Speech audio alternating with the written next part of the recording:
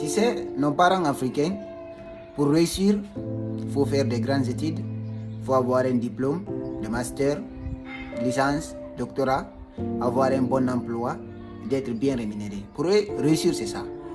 Mais je suis désolé de dire dans cette vidéo, au XXIe siècle, je dis bien au XXIe siècle, la réussite, cette formule n'est plus valable. Parce que le monde a suivi des ères. Nous avons l'ère industrielle et l'ère de l'information. Maintenant, durant l'ère industrielle, cette formule était valable. Pour réussir, il faut faire des grandes études, obtenir des diplômes, postuler pour un emploi, être bien rémunéré.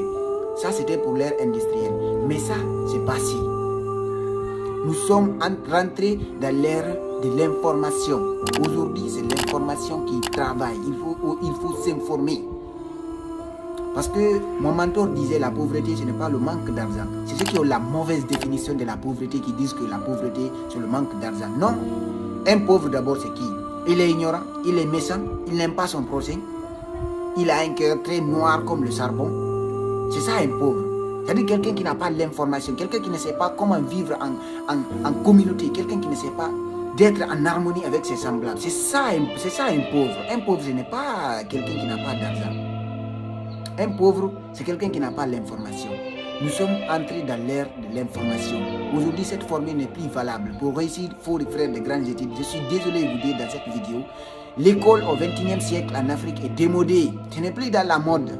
Si tu veux réussir, il faut l'entrer dans l'auto-éducation.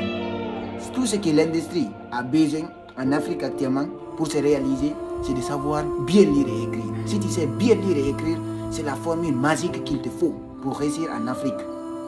Tu rentres dans l'auto-éducation, de séminaire en séminaire, de conférence en conférence. Il te plonge dans la curiosité de lire des livres. C'est ce qui va te permettre vraiment d'obtenir la liberté financière en Afrique au XXIe siècle. Mais la formule, vraiment, je suis désolé, vraiment cette formule ne marche plus. Si tu veux réussir, il faut oublier cette formule. Il faut aussi essayer de rentrer dans la formule de l'entrepreneuriat. Qu'est-ce que je viens de citer ici? C'était le coach Barry Ibrahim. La richesse commence toujours par la mentalité. Remplis la tête et laisse la tête remplir les poches. Merci.